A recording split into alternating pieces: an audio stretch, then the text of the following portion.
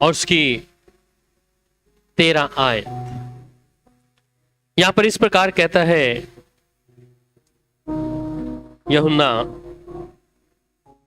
3 और उसकी 13 आयत, और कोई स्वर्ग पर नहीं चढ़ा, केवल वही जो स्वर्ग से उतरा, अर्थात मनुष्य का पुत्र जो स्वर्ग में है।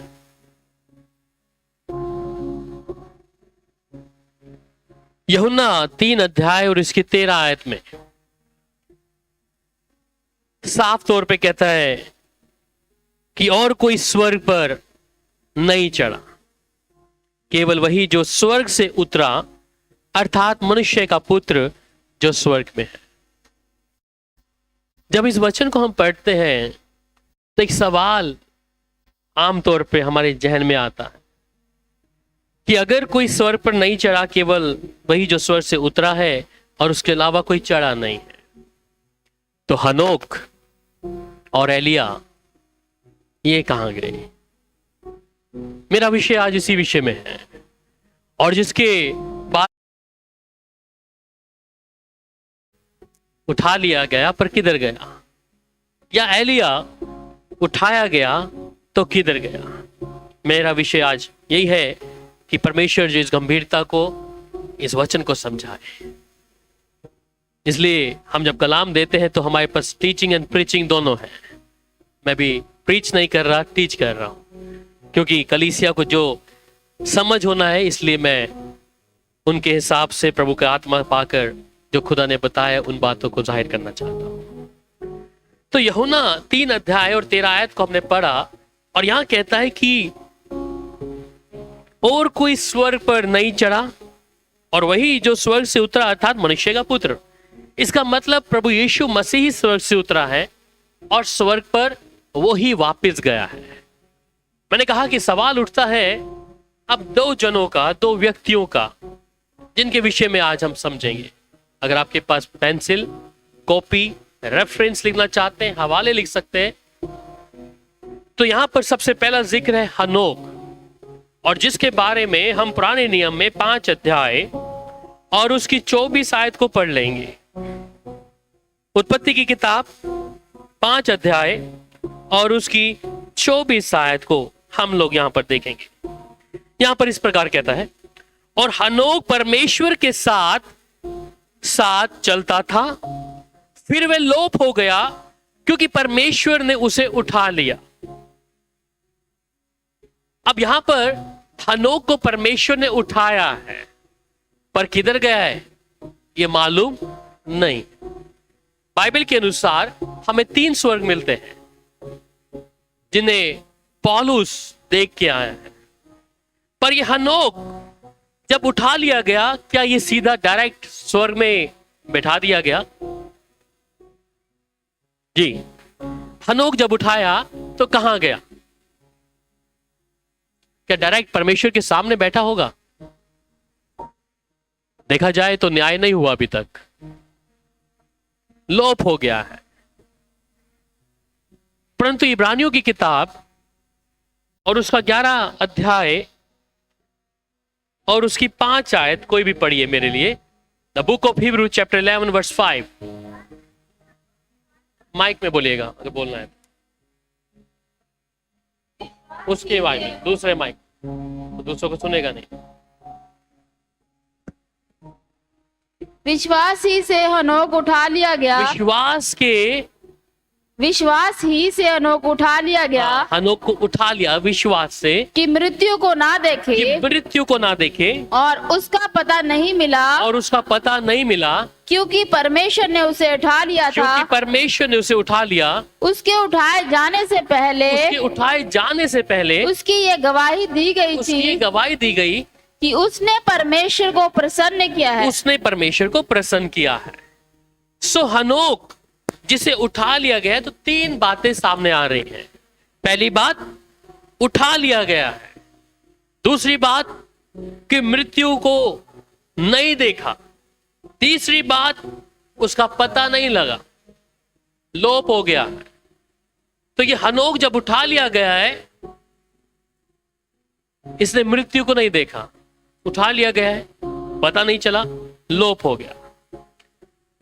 इब्रानियों 5:24 में जब हम पढ़ते हैं, वहां पे एक शब्द आता है ट्रांसलेटेड, इंग्लिश की भाषा में पढ़िएगा, इब्रानियों 5:24।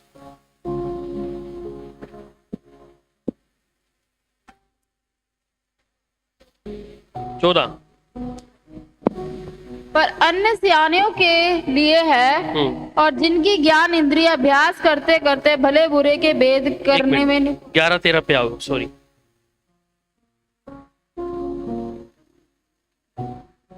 ये सब विश्वास ही की दशा में मरे हैं हाँ। और उन्हें प्रतिज्ञा की हुई वस्तुएं नहीं पाई, पर उन्हें दूर से देखकर आनंदित हुए और मान लिया कि हम पृथ्वी पर परदेशी और बाहरी हैं। सो इसका मतलब विश्वास की दशा में ये सब कौन थे? मरे हुए। बाइबल में एक शब्द है जिसे हम लोग बदलना कहते हैं, कि रूपांतरण होना, जिसका मतलब कि रूप बदलना। और जब कोई चीज ट्रांसलेट होती है उसे हम कहते हैं बदलना। और इब्रानी और एक ग्रीक का शब्द आता है जिसे मेथेथी बोलते हैं। इसका मतलब है ट्रांसलेट, ट्रांसपोर्ट और एक्सचेंज। मतलब कि किसी चीज को बदलना या किसी चीज को पहुंचाना या किसी चीज को एक्सचेंज करना, जो ग्रीक का शब्द है मैथलाई। इंग्लिश किंग जेम्स वर्जन में कहता है बदलना, रूप का बदलना। मेरे साथ उत्पत्ति 5 अध्याय और उसकी 21 से 24 भी पढ़ लीजिएगा, धीरे धीरे पढ़िएगा समझ आने के लिए। जब हनोक 65 वर्ष का हुआ, 365 वर्ष है, 65 वर्ष आगे का हुआ, तब उसने मतुशेल का जन्म हुआ। उसे मतुशलेम के जन्म के पश्चात हनोक 300 वर्ष तक परमेश्वर के साथ साथ चलता 300 रहा। वर्ष तक ये परमेश्वर के साथ में चलता रहा। और उसके और भी बेटे बेटियां उत्पन्न हुई। और बाद में इस प्रकार हनोक की कुल आयु 365 वर्ष की हुई। इस प्रकार उसकी जो आयु थी 365 वर्ष हुई। आगे हनोक परमेश्वर के साथ साथ चलता था, फिर वह लोप हो गया, क्योंकि परमेश्वर ने उसे उठा लिया। तो हनोक की जो कुल आयु 365 वर्ष है और ये परमेश्वर के साथ में चल रहा है, 300 वर्ष तक चलता रहा और बाद में वो लोप हो गया।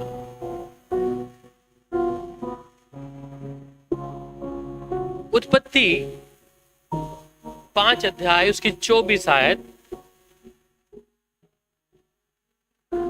हनोक परमेश्वर के साथ चलता था, फिर वह अलोप हो गया, क्योंकि परमेश्वर ने उसे उठा लिया। ठीक है, परमेश्वर ने उसे उठा लिया। अगर आप इसका तर्जुमा इंग्लिश बाइबल में देखें तो कहता है नो मोर। नो मोर मतलब फिर नहीं बचाओ, उठा लिया गया है। पर ये अभी भी ये चीज है कि उठाने के बाद वो गया कहां पर है। उठाने के बाद ये 365 वर्ष तक, इसका मतलब इसकी पूरी आयु थी। पर चलते चलते इसका जीवन परमेश्वर के पसंद आना शुरू हुआ, ये लोप हो गया। नहीं मालूम किधर है, परंतु वचन कहता है कि परमेश्वर ने उसे उठा लिया। तीसरी या दूसरी मैं बात बोलूंगा एलिया के बारे में। दोनों में कुछ फर्क है। अभी हनोक को लोप हो गया, उठा लिया, जिसने मृत्यु को नहीं देखा। एलिया पढ़िएगा मेरे साथ, 1 कुरिन्थियों और उसका 15 अध्याय से 47, 48, 49, 50, 51, जहां पे कहता है कि हम बदल जाएंगे। अभी एलिया की मैं से बाद में बात करूंगा। 1 कुरिन्थियों 15 अध्याय। ऐसा लिखा भी है कि प्रथम मनुष्य अर्थात आदम जीवित प्राणी बना और अंतिम आदम जीवनदायक आत्मा बना। परंतु पहले आत्मिक ना था पर स्वाभाविक था, इसके बाद आत्मिक हुआ। प्रथम मनुष्य धरती से अर्थात मिट्टी का था, दूसरा मनुष्य स्वर्गीय था। जैसा वह मिट्टी का था वैसे वैसे ही वह भी जो मिट्टी के है और वैसे ही जैसा वह स्वर्गिक है वैसे ही वह भी है जो स्वर्गीय है। और जैसे हमने उसका रूप धारण किया जो मिट्टी का था वैसे ही उस स्वर्गीय के रूप का भी धारण करेंगे। हे भाइयों, मैं ये कहता हूँ कि मांस और लहू परमेश्वर के राज्य के अधिकारी नहीं हो सकते। एक तरफ थोड़ा सा रुक जाए।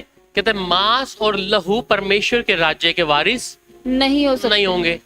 तो इसका मतलब जो हनोक था जब उठा लिया गया तो क्या वो शारीरिक दशा पे उठा या रूपांतरण हुआ? मैंने कहा किंग जेम्स वर्जन पढ़ेंगे अगर इब्रानियों की उसमें इंग्लिश में, तो वहां लिखा है कि बदलना, रूप बदल गया। ठीक है, आगे। और ना नाशवान और विनाशी और ना नाशवान अविनाशी का अधिकारी हो सकता है।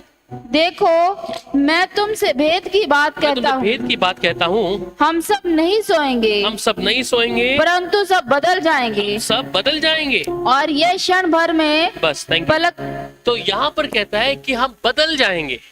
हनोक जब उठाया गया उसका रूपांतरण बदला। मतलब कि मांस और लहू तो परमेश्वर के राज्य के वारिस नहीं हो सकते। कैसे जा सकते हैं? शारीरिक तौर पर कोई जा सकता है? नहीं जा सकता। पर ये मांस और लहू इसके वारिस नहीं है, परंतु हम बदल जाएंगे। तो हनोक बदला है। अब मेरे साथ आइए वापिस एलिया के विषय में, जहां पर दूसरा राजा 2 अध्याय उसकी 11 बात है, 11 आयत पे पढ़ लेंगे। दूसरा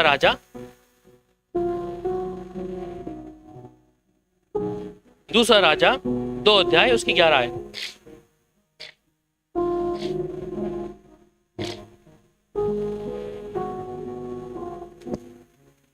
तब हगीत का पुत्र अदोनियाई दूसरा राजा, वे चलते चलते बातें कर रहे थे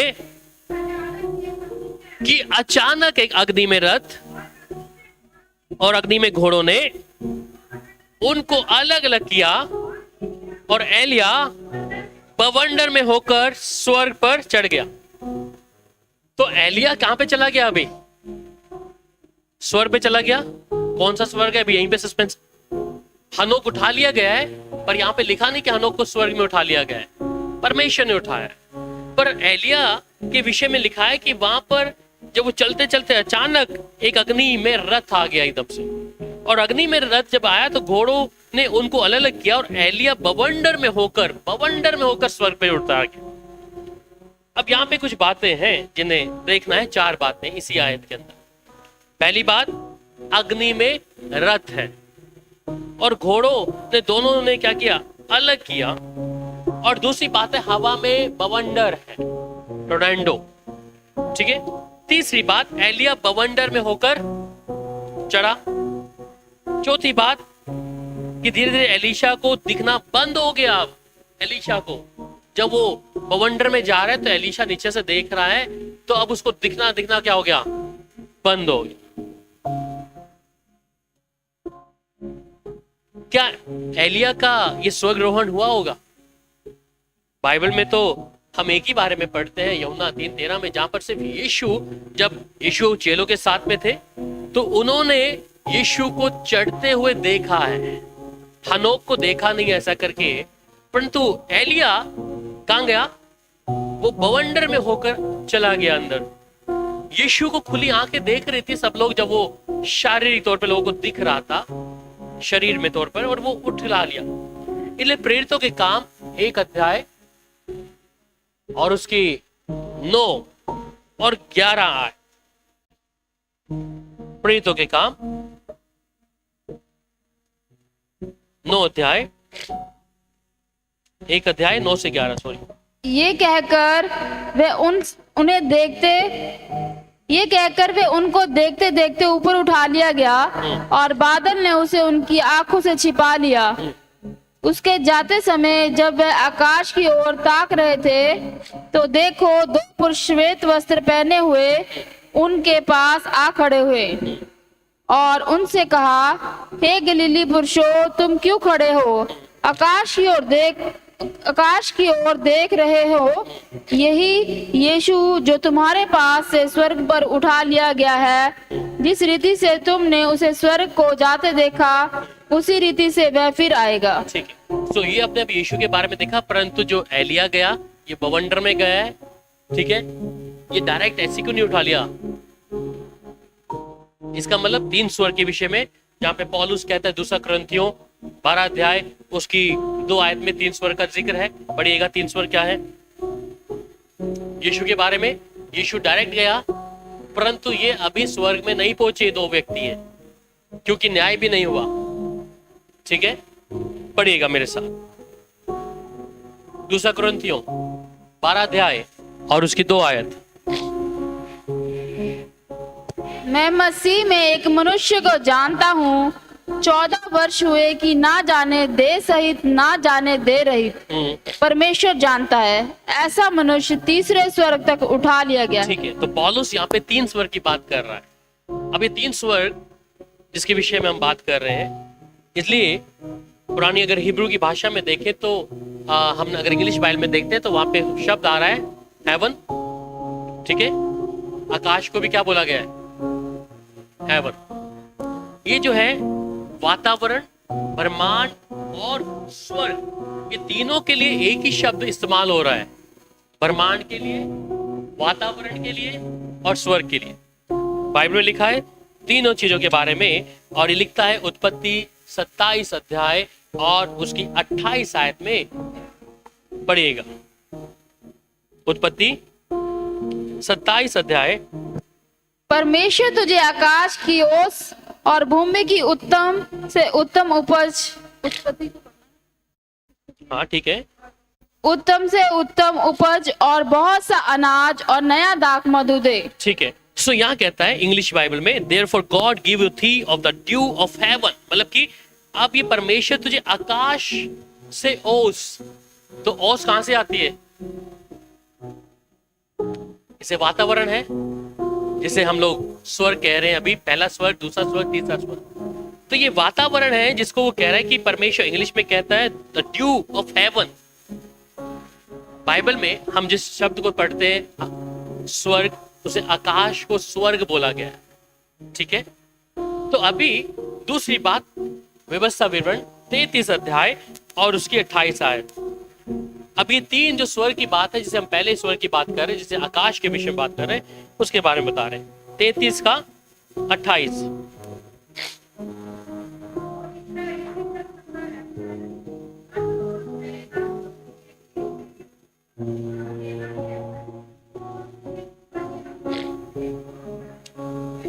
ठीक है, सो यहाँ पर भी कहता है और इज़राइल निडर बसा रहता है और अन्न और नए दाख मधु देश याकूब का सोता अकेला ही रहता है, और उसके ऊपर के आकाश से, ऊपर के आकाश मतलब कि इज़राइल के ऊपर, आकाश के ऊपर से ओस पड़ा करती है।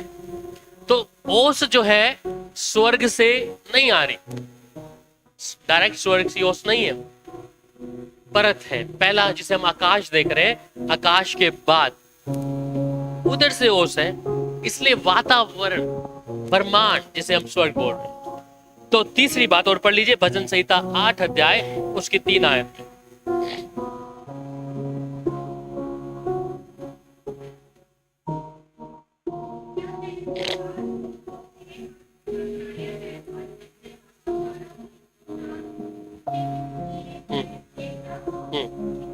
बस, थैंक यू। सो यहां पर भी अगर इंग्लिश बाइबल में पढ़ रहे हैं, when I consider thy heavens, तो आकाश की तुलना, आकाश को शब्द हेवन क्यों कहा गया है? और हेवन का मतलब है स्वर्ग, नहीं तो आकाश को बोला जाता क्या? स्काई। क्यों ये शब्द आ गया? ठीक है, तो इसका मतलब एलिया अब कौन से स्वर्ग में गया? आकाश मंडल में ही है, आकाश मंडल में है, वो परमेश्वर के स्वर्ग में नहीं पहुंचा जिसे हम स्वर्ग बोलते हैं, वो आकाश में ही है। क्योंकि मांस और लहू तो परमेश्वर के राज्य में वारिस नहीं हो सकते। हनोक परमेश्वर के राज्य में कैसे जा सकता है? और वो तो जीवित देखा, उन लोगों ने उसको देखा है। जब एक व्यक्ति मरता है तो याद रखें क्या होता है उसके अंदर, उसके शरीर के ऑर्गन्स काम करना बंद कर देते हैं, हम उसे मृत कहते हैं, और उस शरीर को हम दफन करते हैं, मार देते हैं। इसलिए दूसरा राजा 2 अध्याय उसकी 11 में पढ़िएगा मेरे साथ। दूसरा राजा 2 अध्याय और उसकी 11 आयत में।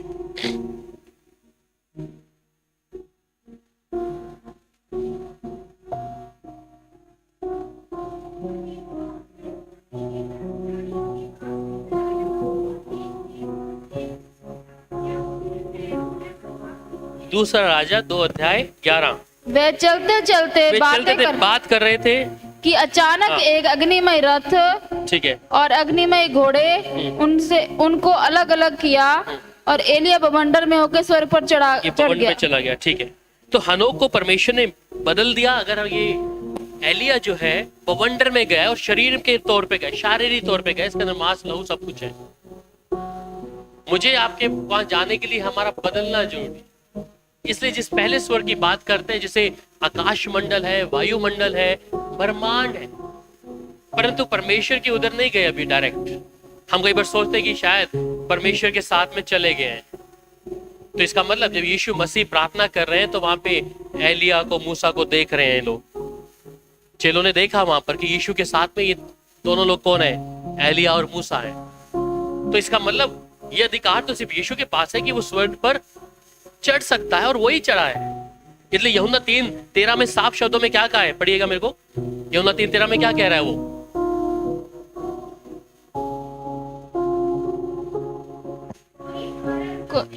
कोई स्वर्ग पे नहीं चढ़ा,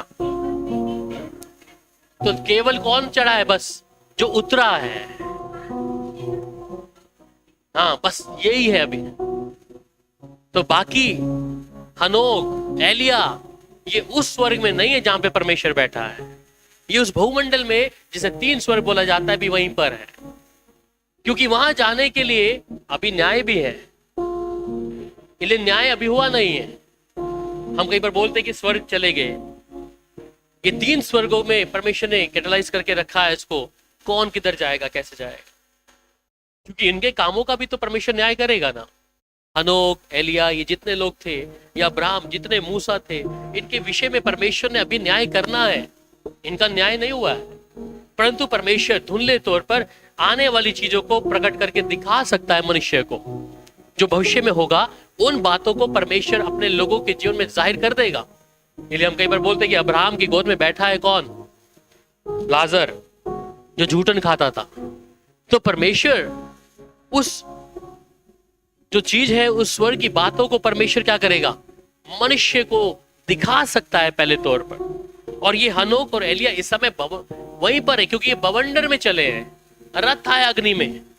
ये उसको स्वर्ग में लेके नहीं गया उधर वाले, जहां परमेश्वर, जहां महान उस उपस्थिति में परमेश्वर बैठता है। ये उधर नहीं गए अभी, क्योंकि न्याय का होना अभी संभव है। और इसलिए ये दोनों, हनोक भी जो था वो ट्रांसलेटेड हुआ, बदल गया, वो बदला है उसका जीवन। इसलिए उसने मृत्यु का स्वाद चखे बिना वो आत्मिक स्वरूप पर बदल गया। इसलिए परमेश्वर ने उसे उठाया। और इसलिए जब आप व्यवस्था विवरण वहां पर 34 अध्याय 5 से लेकर 7 पढ़ते तो वहां पे मूसा के बारे में है। व्यवस्था विवरण 34 अध्याय और उसकी 5 और 7 आयत। तब यहोवा के कहने के अनुसार उसका दास मूसा वही मोआब के देश में मर गया, और उसने उसे मोआब के देश में बेतपोर के सामने एक तराई में मिट्टी दी, और आज के दिन तक कोई नहीं जानता कि उसकी कब्र कहाँ है। ठीक है, तो अब मूसा को तो परमेश्वर वहां पे स्वयं मिट्टी दे दिया है। तो एक व्यक्ति, मैंने पहले बताया कि मृत्यु कब होती है, जब हमारे शरीर के अंग अंदरूनी तौर पे क्या कर देते हैं, काम करना बंद कर देते हैं, मृत्यु। परंतु हनोक ने मृत्यु नहीं देखी, एलिया ने मृत्यु नहीं देखी। हनोक को परमेश्वर ने स्वयं मिट्टी दे दी है वहां पर, परंतु इसके बारे में हम ये नहीं कह सकते कि परमेश्वर ने उठा लिया है उसको, क्योंकि उसके कब्र के बारे में मालूम नहीं है किधर है, परमेश्वर जानते हैं। युद्धा की पत्री में लिखा है। हो सकता है उसे जीवित उठाया हो, परंतु एक व्यक्ति को मरने के लिए शारीरिक दशा में जब वो समाप्त हो, परंतु हनोक जो है वो मरा नहीं है, रूपांतरण हुआ है, उसका रूप बदला है, मांस और लहू तो परमेश्वर के घर में जाएंगे नहीं। इसलिए वो जो पहला स्वर्ग हो सकता है जो भूमंडल पे है, इसलिए मैंने कहा कि ओस आसमान की, उस स्वर्ग की वो ओस बरसाता है अपनी। स्वर्ग की ओस उस हेवन से नहीं है, ऊपर वाला जो परमेश्वर का जो स्थान है जहाँ वो मोस्ट हाई प्लेस पे है, परंतु इस आकाश को, जिस स्काई को हम देखते हैं, ये एक जगह है जिसे वायुमंडल ब्रह्मांड बोला जाता है। इसलिए 3 स्वर्ग अलग अलग जगह, जिसे हम शुरुआत में आकाश, फिर उसकी दूसरा आकाश जिसे हम क्या बोलते हैं ऊपर जो आकाश के बाद, अंतरिक्ष, एक परत अंतरिक्ष की है, और फिर तीसरा जहां स्वयं परमेश्वर विराजमान है। तो जो भूमंडल वाली जगह है वहां से ओस टपकती है, और ये लोग जो 2 हैं ये अभी वहीं तक ही पहुंचे हैं, ये परमेश्वर के साथ नहीं बैठ गए वहां पर, क्योंकि यूहन्ना 3:13 इसके बारे में साफ तौर पे कह रहा है कि जो आसमान से उस पर स्वर्ग से उतरा वो एक ही है और वही चढ़ा। ठीक है, पर बाइबल में पहला थिस्सलुनीकियों 5 अध्याय उसकी 23 आयत में कहता है आत्मा और प्राण के बारे में, तो दोनों का प्राण ठीक ठाक हनोक का जैसा था। ठीक है, ठीक ठाक है उन दोनों का प्राण। पढ़िएगा मेरे साथ, पहला थिस्सलुनीकियों 5 अध्याय उसकी 23 आयत। शांति का परमेश्वर आप ही तुम्हारी पूरी रीति से पवित्र करे, और तुम्हारी आत्मा और प्राण और देह हमारे प्रभु यीशु मसीह के आने तक पूरे और निर्दोष सुरक्षित रहे। ठीक है, तो आत्मा, प्राण और शरीर क्या हो जब परमेश्वर आए तो निर्दोष ठहरे। तो इसका मतलब इन दोनों का प्राण ठीक ठाक था, हनोक का और एलिया का। ठीक है, इसलिए इनको एक पहले स्तर पे आने के लिए परमेश्वर मौका दे दिया। मेरा जीवन और आपका जीवन उस परमेश्वर के घर में जाने के लिए क्या है, ठीक ठाक हो, बिना झुर्री के, बिना किसी कपट के। मलाकी 4 अध्याय उसकी 5 आयत। मलाकी 4 अध्याय और उसकी 5 आयत में क्या कह रहा है, यहां पर कहता है, देखो यहोवा के उस बड़े और भयानक दिन के आने से पहले मैं तुम्हारे लिए एलिया नबी को भेजूंगा। तो अब एलिया नबी को भेजेगा कैसे,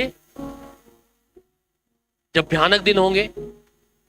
ठीक है, भयानक दिन होंगे, तो मैं तुम्हारे उससे पहले इसलिए एलिया का जिक्र कहां पे आ रहा है पुराने नए नियम में? हाँ, यूहन्ना 32वां वाले को कहते कि शायद वो आ गया है। अगर आ गया है तो इसका मतलब उसे क्या स्वर्ग से उतरना पड़ा उधर से, जहां परमेश्वर की उपस्थिति से। बहुतों का मानना है कि एलिया हो सकता है। ठीक है, फिर मत्ती 11:14 को पढ़िएगा, इसके साथ क्या संदर्भ है इसका। मत्ती 11 अध्याय और उसकी 14 आयत। और चाहो तो मानो कि एलिया जो आने वाला था वे यही है। सो अब कह रहे चाहो तो तुम मानो एलिया जो आने वाला था वो कौन है? अब यही है। यही कौन? यूहन्ना 32वां देने वाला, जिसके सुनने के कान है वे सुन, जिसके सुनने के कान है वो सुन ले। तो एलिया जब गया परमेश्वर के उस स्वर्ग पर, जिसे हम स्काई बोल रहे हैं, हेवन बोल रहे हैं, वो उस वाले स्वर्ग से नहीं आया, वो भूमंडल से।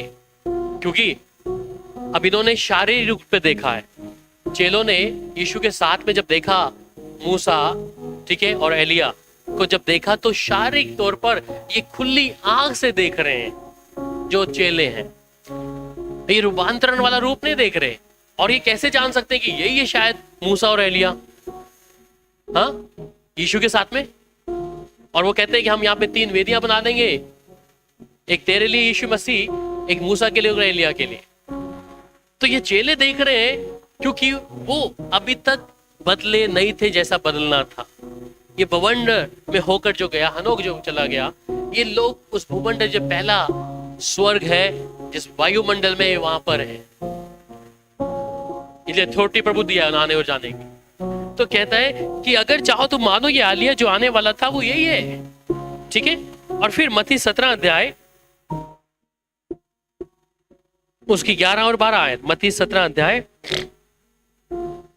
11 और 12। उसने उत्तर दिया, एलिया अवश्य आएगा एलिया तो आएगा और सब कुछ सुधारेगा, और सब कुछ सुधारेगा, परंतु मैं तुमसे कहता हूँ एलिया आ चुका है एलिया आ चुका है और लोगों ने उसे नहीं पहचाना, और उन्होंने उसे नहीं पहचाना, परंतु जैसा चाहा वैसा ही उसके साथ किया। इस रीति से मनुष्य का पुत्र भी उनके हाथ से दुख उठाएगा। मनुष्य का पुत्र भी उनके हाथ से दुख उठाएगा। तो ये कह रहा है कि जो एलिया तो आएगा और सब कुछ सुधारेगा।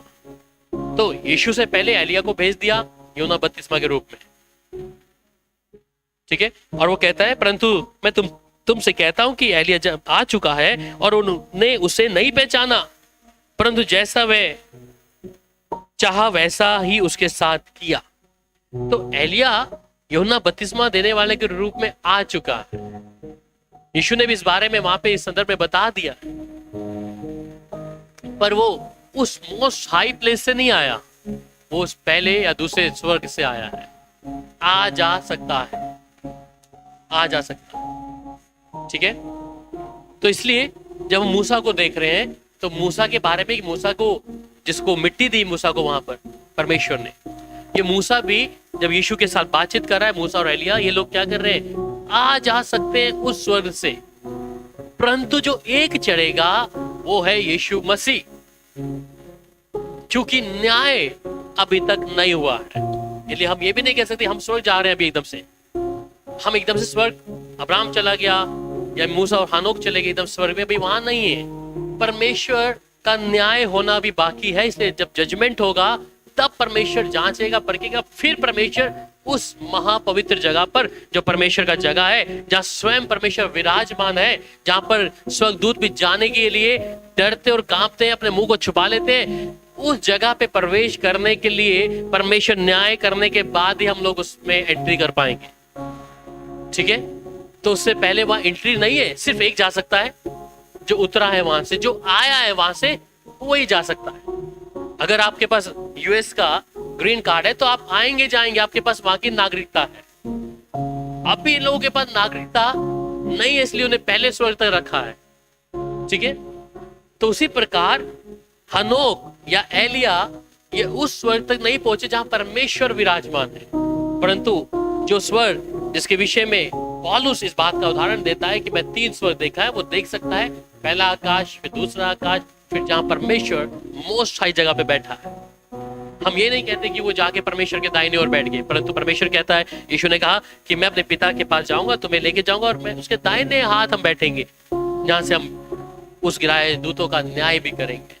पर अभी नहीं, अभी कोई स्वर्ग नहीं चढ़ा सिवाय यीशु मसीह के। धरती के तौर पर अगर मैं और आप मनुष्य हैं नहीं, परंतु वो तो स्वर्ग कब जाएंगे, जब न्याय होगा। 2 जगह होंगी, एक नर्क के लिए, एक स्वर्ग के लिए। तो अभी बीच की जो लाइन में हम खड़े होंगे, जब न्याय होगा तब हम स्वर्ग में जा सकते हैं, और उधर हम सब होंगे हमारे कामों के अनुसार। इसलिए कहता है कि तुम अपना आत्मा, प्राण, शरीर को निर्दोष बनाए रखना कि जब यीशु मसीह आए। तो इसलिए ये पहला स्वर्ग तक जाने वाले व्यक्ति है, परंतु जब न्याय होगा परमेश्वर का, तब परमेश्वर हमें आने के लिए अनुमति देगा। कोई सवाल अगर किसी का है पूछिए, वचन को लेके कुछ सवाल अगर किसी के जहन में है।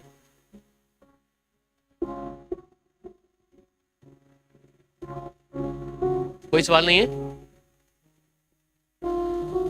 कोई सवाल नहीं है? बोलिए।